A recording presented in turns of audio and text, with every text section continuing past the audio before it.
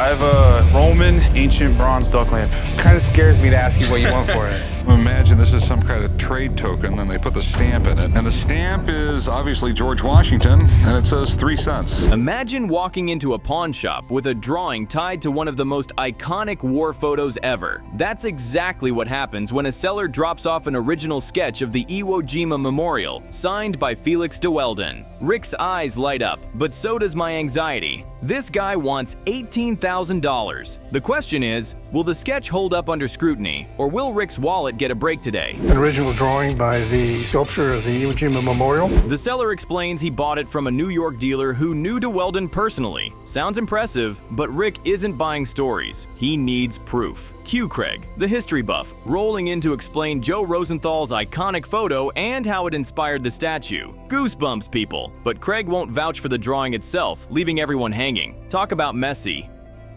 It's an original drawing by the sculptor of the Iwo Jima Memorial. Rick calls in Brett, the art expert. Now this is where palms get sweaty. Authentication can make or break a payday. Brett peers at the graphite like he's inspecting a diamond, nodding slowly. My heart's thumping harder than a snare drum. You could cut this tension with a knife. I'm a little nervous about having an expert come in, but I'm really confident that it's going to validate. Brett confirms the drawing and signature look right, the style checks out, and calls it probably authentic. He values it around $20,000, but probably is doing some serious heavy lifting here. The seller beams, Rick twitches, and I'm screaming at the screen. Just give us certainty already. Things got rocky quickly. I'd like to take a real quick second and look at it under a loupe. Sure. Real quick. It's definitely a graphite. You can clearly see. Negotiations heat up fast. Rick offers $15,000 but demands proper provenance. The seller promises notarized letters, photos, and the whole paper trail. It's like he's promising Avengers-level backup, but until then, Rick stalls the deal. Cue the dramatic pause, leaving us hanging for receipts. It's PQR Fine Art. I've not heard of them. I have a friend who had an art gallery who was a personal friend of Felix de Weldon and marketed all his artwork. Payoff time. The seller returns armed with notarized letters from de Weldon's widow, photos, and the original bill of sale. Rick verifies everything, clicks into confidence mode, and finally pulls the trigger at $15,000. The seller's grin, pure college fun joy. Rick's face, that's the look of a man who just bought history. I offered you $15,000 if you had all the documentation. Here it is. Hard pivot to glitter and hairspray. Enter a signed platinum poison plaque. Charity items can be tricky, but Rick goes straight to the source and calls Bret Michaels. The seller practically levitates, and honestly, so did I. When the Rockstar helpline picks up, you know drama's about to hit a high note. I have a platinum album from Poison, signed by the fabulous Bret Michaels.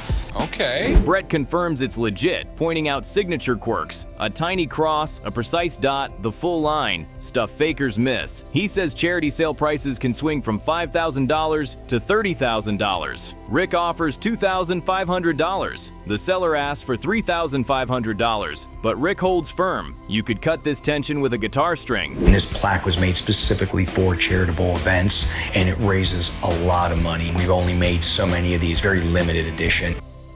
Then the twist lands like a power chord. She accepts $2,500, and Rick immediately donates the plaque back to Brett's charity. Win for the seller, win for the foundation, and Rick gets the karmic mic drop. My jaw's on the floor, Brett's grinning, the shop just had a feel-good encore. Drama overload. Well, I gotta figure out a price with her. I totally understand, but do not let him be hard on you, all right? Okay, now Chumlee versus ancient Roman bronze duck lamp. At first glance, bath time chic. Seller insists first century vibes and asks for $40,000. I nearly choked on my popcorn. Chum's eyes bug out, and we all know where this is heading. Summon the museum friend. This setup alone has comedy written all over it. A guy came in with this lamp in the shape of a duck. He says it's Roman and worth 40 grand. I have no idea if it's real or even worth that much.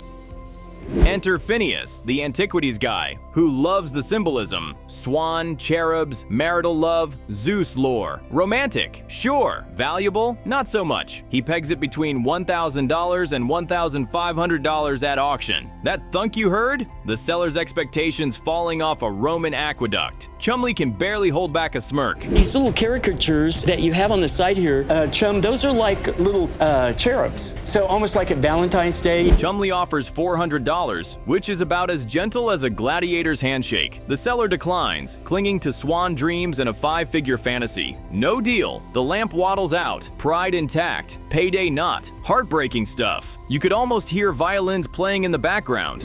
And they may say, well, I really don't like the caricatures on it, and they might not bid on it at all.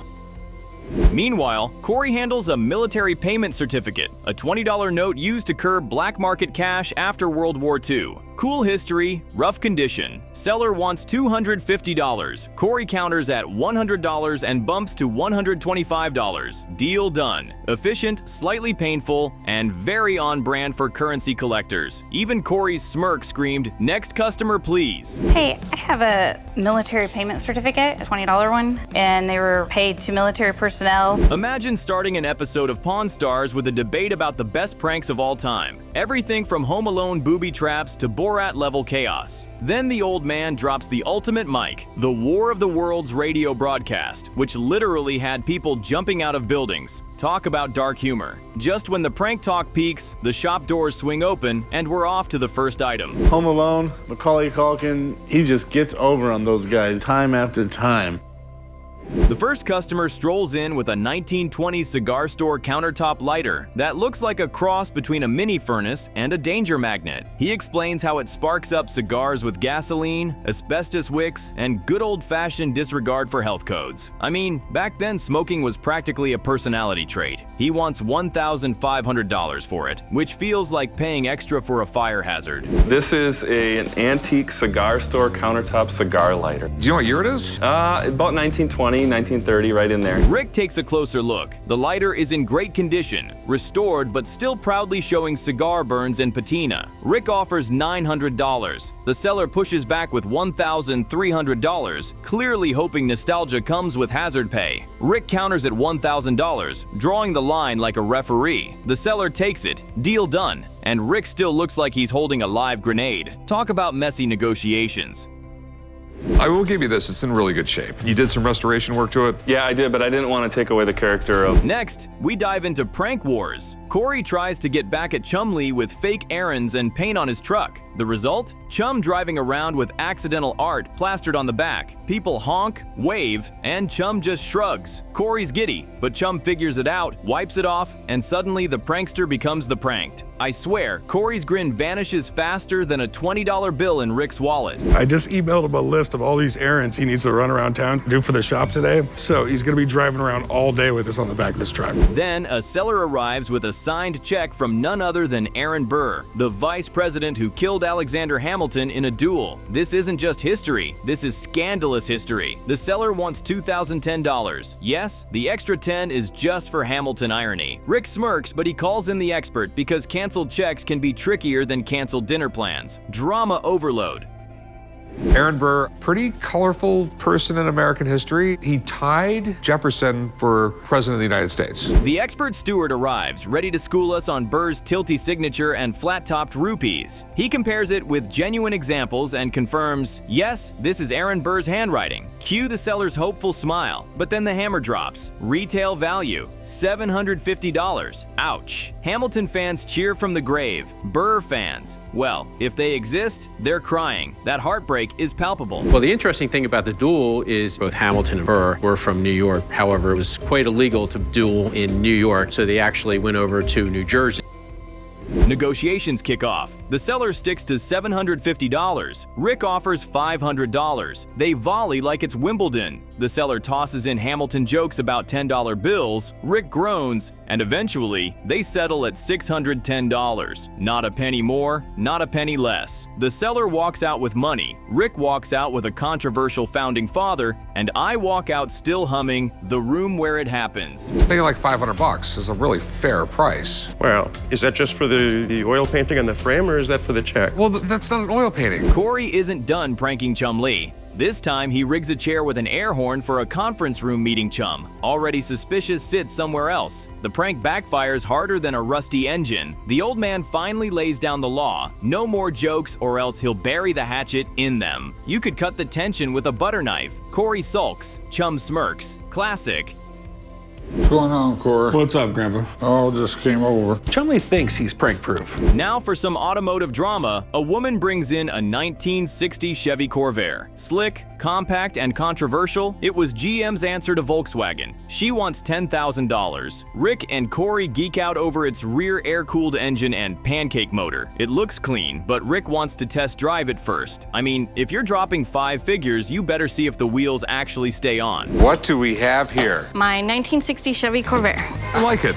Would you like to hear the horn? The test drive is, let's just say, terrifying. The steering is sloppy, the transmission slips, and Rick mutters about exhaust leaks. Corey calls it a death trap. I'm clutching my couch cushions. Rick admits collectors love these oddballs, but he's not in love. The car's cool to look at, but scarier to drive than a roller coaster with loose screws. Designed everything to make this car. It's got a rear air-cooled engine, independent suspension. They took some chances making this car.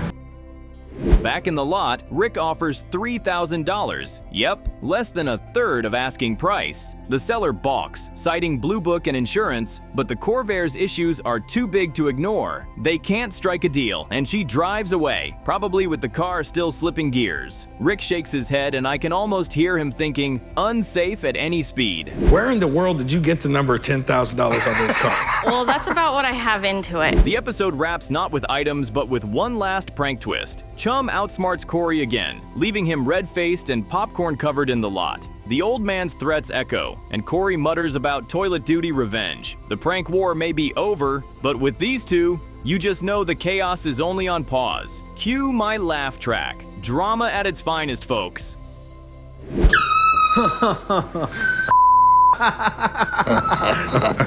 The episode kicks off with pure mobster vibes. A seller rolls up with a 1962 Lincoln Continental. It's sleek, black, and rocking those iconic suicide doors. Rick jokes that gangsters loved these because it made it easier to push a body out. Only Pawn Stars can make car talk sound like a crime drama. The seller wants $13,000 to $14,000. Cue me nervously humming the Godfather theme. My 1962 Lincoln Continental. It's a badass car, man. It has suicide doors. It was really easy to open the door and just push a body out. Rick and the old man circle the car like hawks. The body looks sharp, but the inside, total disaster zone. Torn seats, rotting carpet, wood panels splitting. It's like a mob hit took place in there. Rick offers $9,000, flashes a stack of cash like he's making a deal in a back alley. After tense haggling, they settle at $9,500. The seller smiles, Rick sweats, and I'm yelling, "Sleep with the fishes," at my screen. I'm not happy to sell this car, but I've put enough time and money into it that I think I'm just ready to move on, and I'm hoping to get at least $13,000 or $14,000 for it. Next customer brings in a wallet stuffed with Confederate money. It's dated 1857, and for a second it feels like history just walked into the shop. The old man confirms it's real but quickly crushes dreams. It's brittle, falling apart, and basically worth less than Monopoly money. The seller hopes for $1,500. Rick laughs like he just heard the best joke of the year. Things got rocky quickly. What's up, man? Hey, how you doing, man? I was cleaning out some boxes from storage and out of the garage, and I found this, and I think it has some considerable value to it because it appears to be a billfold. Rick offers $150, and the seller looks like someone just stole his lunch. They haggle, with the old man chiming in about brittle paper and rice stock. Eventually, Rick bumps to $300. The seller takes it, doubling his money, but clearly wishing he'd tripled it. My reaction? Talk about messy. Imagine walking in thinking you've got gold, leaving with gas money. In any event, they're worth something. They are worth something. So what were you looking to get out of them? Honestly, from the research that I've done, I'm thinking somewhere $1,000, $1,500. Meanwhile, Rick's dad grills him over that Lincoln. The old man warns the interior will eat all potential profit. Rick, of course, insists it'll only take a shampoo and some elbow grease. Sure, Rick, and I'm the Queen of England. The tension between father and son is sharper than those torn seat edges. Cue the drum roll. This car's headed for drama. Hey, Rick, I'm a little concerned over this Lincoln. It's going to cost a ton of money to get fixed. It's not too bad. Well, I'll be able to fix it up. Enter guitar time. A customer brings in a Gibson L7 hollow body, claiming it was played at Al Capone's birthday. Sounds gangster, right? Rick isn't impressed. He quips, "If I told you I played for Obama last week, would you believe me?" The seller wants $3,500. Rick offers $1,000. The seller caves faster than a mob stool pigeon. $1,000 later, Rick's got a piece worth preserving. Hey, how's it going? I wonder if you could take a look at this for me. I got this guitar from my father. He got it from an old man. Switch gears, literally, to nostalgia gaming. A customer drops in with a 1982 Atari system, complete with over 70 games. He wants $100. The shop tests it out, and suddenly grown men are shouting over Pong like kids in an arcade. Chumley gets thrashed, controllers click, and I'm cackling. Nothing screams priceless TV like pawn shop employees arguing about who's winning an 8-bit boxing match. But I'm not the gamer I used to be. I'm too busy now. I'm a dad, I'm a husband, so I just don't have time for it. Kind of hoping to sell it for about $100 today. Rick's crew buys the Atari for the full $100. The seller beams, and the guys joke about Chum testing all 70 games. Somewhere, a basement-dwelling gamer just fainted. Talk about the ultimate side quest. For $100, Rick just scored childhood nostalgia in bulk. Thought you said this thing works, man. So did I. There it goes. There you go. Well, let's see here. Now we're back to Rick's risky Lincoln deal. He drops it off with mechanic Wally, hoping for a miracle. Wally strips it down, shakes his head, and confirms what we all feared. The interior is toast. Foam disintegrating, leather splitting, wood rotting. It's basically an archaeological dig inside a car. Rick looks like he's about to fake a faint to avoid his dad's wrath.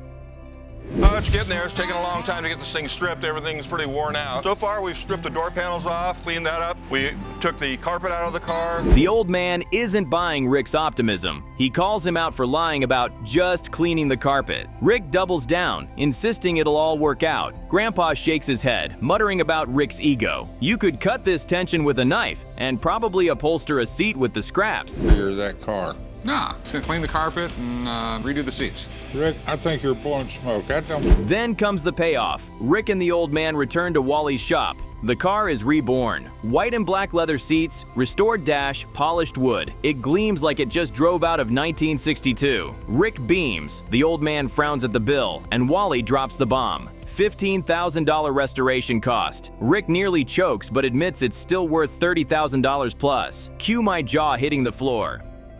The moment I saw that car, I couldn't believe it. It looked like it just rolled out of the factory. It was beautiful. The old man grumbles but admits the Lincoln is now a piece of art. Rick celebrates, bragging about a home run deal. The old man mutters about kicking Rick in the ass. Rick shrugs like a kid who knows he got away with it. That's Pawn Stars magic, turning disaster into dollars while dodging Dad's wrath. Drama overload. Wally, how much can I get out of this car? I think that you could probably turn this car somewhere in the neighborhood of 30 to 35, depending on the buyer you find. One more reveal. The Gibson guitar comes back from restoration, polished and gorgeous. Rick paid $1,000, dropped $450 more, and now it shines with a value around $3,500. He's thrilled, the seller's long gone, and I'm clapping like an audience member on The Price is Right. Talk about flipping strings into cha-ching.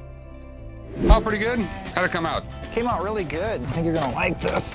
Guitars are my passion. I've been working on guitar. The episode ends with the old man eyeing the Lincoln like it's his new commute car. Rick insists it's for sale. Dad insists he's driving it. The generational battle rages on, but one thing's clear. From gangsters to guitars, this episode was pure Pawn Stars chaos. Heartbreaking stuff for wallets, hilarious gold for us. I'm gonna sell it, man. No, you ain't. Yeah, we're gonna sell it. No. Yeah. The episode blasts open with Bond-level swagger. A seller strolls in with a 1964 Goldfinger screenplay, claiming it came straight from Oddjob himself. My jaw drops. This isn't just memorabilia, it's licensed to cash in. Rick eyes it like Q inspecting gadgets, but the seller wants a cool $1,000. Cue the dramatic theme music in my head. Can this script shake, stir, and sell? I've got a screenplay of Goldfinger. Goldfinger made James Bond an international icon. The guy that played Oddjob gave it to me. I mean, if this was used by one of the franchise's best villains, it could be worth a lot of money. But hold that thought, because first up is a 1916 Ives train set. The seller says he dug it out of a 120-year-old attic, and it looks like Thomas the Tank Engine went vintage. Rick reminisces about his childhood, while the old man grumbles about never buying him toys. Seller wants $850. Rick counters at $750, but the guy stands firm. Cue negotiation tension as thick as steam. Hey, how's it going? Good. How are you? What do you got here? I have a 1916 to 1920 Ives train set. Finally, Rick caves and pays the full $850. The seller beams, box included. Rick mutters about hating when people know what they've got. Me? I'm just waiting for Chumley to crash the train. This deal felt like a slow ride to Profit Town, and Rick barely made it onto the platform. How about $750? No, I'll stick with $850. I really think it's worth a lot more than that. You guys will do all right on this, I promise you. Next, a customer brings in what looks like a weird coin, but is actually an 1862 encased George Washington postage stamp. Seller's story? Found it inside an antique cash register. That's cooler than spare change. Rick knows stamps can be gold mines or paperweights. He calls in expert Dana before risking $1. You could cut this stamp-sized tension with scissors. To the pawn shop to sell a weird stamp coin. This coin is 1862 vintage, and I heard this coin is very rare. Dana arrives and drops knowledge. It's an encased postage stamp from the Civil War made by John Galt and extremely rare. Auction value? Between $4,000 and $6,000. The seller nearly faints. Rick looks nervous and I'm over here screaming jackpot. Talk about drama overload. Yeah, and this is an integral part of that entire story. And it has a little patent date in tiny, tiny letters down below here of 1862. This particular stamp is the 1861 series of United States postage stamps. Negotiations snap back to reality. The seller wants $4,500. Rick starts at $2,000. They volley like it's Wimbledon. Seller pleads $3,500. Rick sticks to $2,300. Finally, they settle at $2,300. The seller grins, Rick smirks, and I'm thinking that's the most expensive stamp since Elvis. So how much did you want for it? I'm thinking $4,500. Realistically. Come on, you heard the specialist. I'll give you $2,000 for it. Two G's. How about $3,500? How about $2,000? Come on, work with me. 23.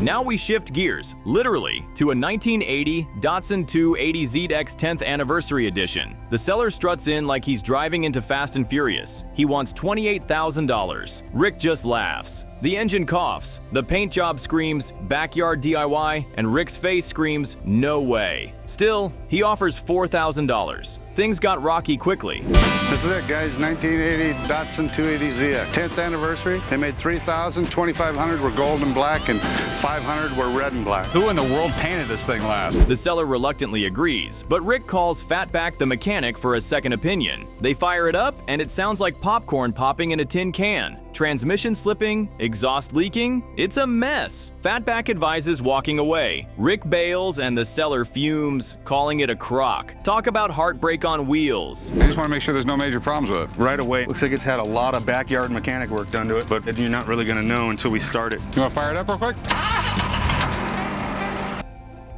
Back to Bond. The Goldfinger script is on Rick's desk. Seller brags Oddjob gave it to him personally. Rick jokes about Austin Powers, but secretly he's intrigued. The seller wants $1,000. Rick lowballs at $500, saying it's neat but not Connery signed. After some goofy acting by Chum, the seller takes the $500. Rick scores Bond on a budget, and I'm shaken, not stirred. I'm kind of leaking the exhaust. I mean, you're talking a lot of That transmission doesn't slip on. It slipped and then it hits into gear like really hard. I wouldn't get into it. That's definitely my opinion. Suddenly, nostalgia pedals in. A tricycle from the 1800s. Seller swears it's been in the family for over a century. She wants $1,500. Rick inspects it, cracking jokes about Lance Armstrong winning the Tour de France on 3 wheels. But then, plot twist, it's a reproduction. Ouch. A tricycle from the 1800s. And where did you get that? From my mom's basement. It's been in her family for over 100 years. Hey, Rick, why don't you go try it out? Rick passes on the trike, breaking the seller's heart harder than a flat tire. She insists it's real, but Rick's not buying it. I'm wincing, because telling someone their family heirloom is fake is brutal. Heartbreaking stuff. You know, I don't mean to let you down. I just think it's a reproduction. I think this was a decorative piece someone bought a long time ago and just to stick in the house. The big climax? The stamp deal stands out as the day's golden ticket. From $850 trains to $2,300 stamps to a rejected Datsun and a budget Bond script, this episode packs more twists than a spy thriller. The final shot? Rick smirking like he just pulled off a heist. Drama at its finest, folks. Thank you for the demonstration, Goldfinger. Choose your next witticism carefully, Mr. Bond. It may be your last. The episode fires off with a literal bang. Rick inspects a Civil War rifle that's been sitting on a family fireplace for generations. The seller swears it belonged to his great-great-great-grandfather. Rick checks it out, drops the ramrod, and suddenly, uh-oh, it's still loaded. My popcorn nearly flew. A loaded musket in the shop? That's not an appraisal, that's a safety drill. Talk about messy. Brought in this rifle from the Civil War. Been on the fireplace forever. That's pretty damn cool. And it's loaded. The seller wants at least $3,000, claiming family history makes it priceless. Rick brings in Sean, the antique arms expert. Sean confirms it's a legit 1854 Harper's Ferry rifle with the initials of the ancestor carved into the stock. Provenance confirmed, value around $2,000 to $3,000. Seller's hopeful, Rick grimaces. And me, I'm yelling, just don't pull the trigger. Wow, this thing has definitely been there and done that. This one is dated 1854. And the fact that it's still loaded, but you're gonna come across collectors that don't want you to unload it because it's the way it was left, that's the way it should remain. Okay, so I'm dying to know, what's the history? Negotiations take a nosedive. Rick offers $1,300, seller demands $3,000. Rick stretches to $1,500 and the seller slams the brakes. No deal. He'd rather keep it over the fireplace, loaded and all. That's family pride mixed with powder keg energy. You could cut this tension with a bayonet. Okay, so how much do you want for it? Well, more than what he was saying it's worth. And how much is that? 3,000 is like the minimum I would even think of. I couldn't come close to that. You know, I'm thinking right around $1,400 bucks. Next up, Halo armor. A seller walks in with a full custom Master Chief suit, helmet, rifle, the works. He wants $2,000 to help with student loans. Chumlee is instantly starstruck, asking what Halo even is while trying not to drool. Watching Chum in awe is like seeing a kid at Comic-Con for the first time. Pure chaos. What do we have here? We have a Halo replica suit from the video game Halo. Sweet. Got the MB-85 assault rifle from the video game. Got the fully wearable suit, modeled exactly off of the 3D images from the game itself. The seller struts in the suit, moving like he just walked out of an Xbox cutscene. Rick's impressed with the craftsmanship, but not the market. He offers $200 tops, far below the $2,000 ask. The seller's crushed, insisting one once sold for $15,000. Negotiation ends with him walking out, armor in tow, dignity slightly dented, heartbreaking stuff. So what do you think? Pretty sweet, isn't it? What are you looking to get out of it, man? I could probably part with it for maybe $2,000. 2,000 is just gonna be a little too far out of my league. Too far out? What would be more in your league for something like this? Cue movie nostalgia. A seller brings in vintage pawn shop movie posters. Titles like Pawn Ticket 210 and Pawn Shop Politics. He wants $2,000 for all four. Rick geeks out, admitting he wants them for himself. Dangerous negotiating territory. He starts at $1,000. The seller pushes back and they settle at $1,500. Rick beams, the seller's happy, and I'm thinking, rare posters, priceless reactions. It's a $5 baby. Cool. And Pawn Ticket 210. Now, what's the other one? Pawn Shop Politics. That's cool. But wait. Corey pulls a fast one. Sent to get the posters framed, he sells one to the framer for $1,500 cash. Rick flips when he finds out, shouting about how he wanted to keep them. Corey shrugs like it's just another Tuesday. The old man mutters threats. You could cut the family drama with scissors sharper than the framers. Sweet, these look nice, guys. Where's the other one? Pawn Shop Politics. Not to do it. No, you're gonna like this. Framer fell in love with one. I sold it to him for $1,500. You sold the other poster? Yeah, dude, we broke even already.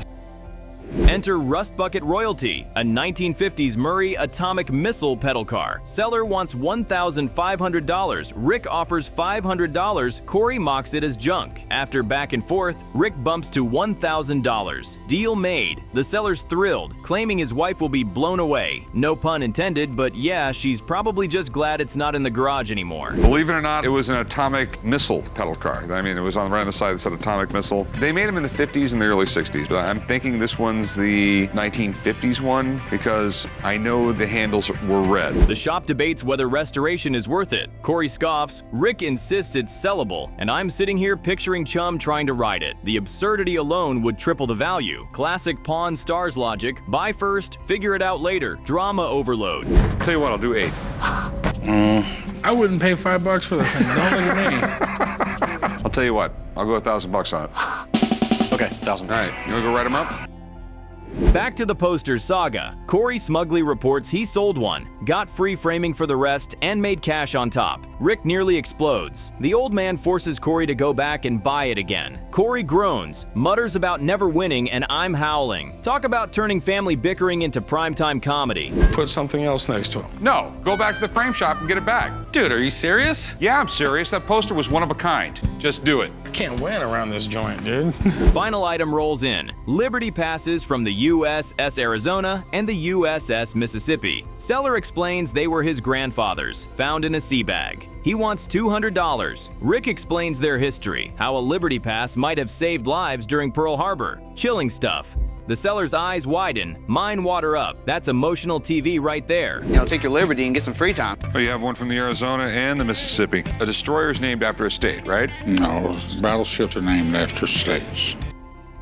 Rick offers $100, seller holds for $200, Rick goes $150. They seal the deal. Seller shrugs but accepts. Rick celebrates scoring a piece of Pearl Harbor history. You could feel the weight of that moment. It wasn't just paper, it was a ticket tied to survival. Drama at its finest, folks. See, a lot of money there. This one's neat because it's from the Arizona. You know, I'll give you $100. $100 ain't gonna do it. I mean, it's a pretty personal item. I mean, I was definitely looking for at least $200. The episode closes with Rick proudly rehanging the recovered poster in the shop. He smiles, the old man grumbles, Corey sulks, and Chum probably still wishes they bought the Halo armor. From loaded rifles to loaded drama, this episode packed firepower, heartbreaking stuff, and hilariously priceless. Pops, come check this out. I'm so happy my idiot son got this thing back. This really is the type of thing that makes my shop different. Sweet. Thanks for getting it back. Put it right over here. All right.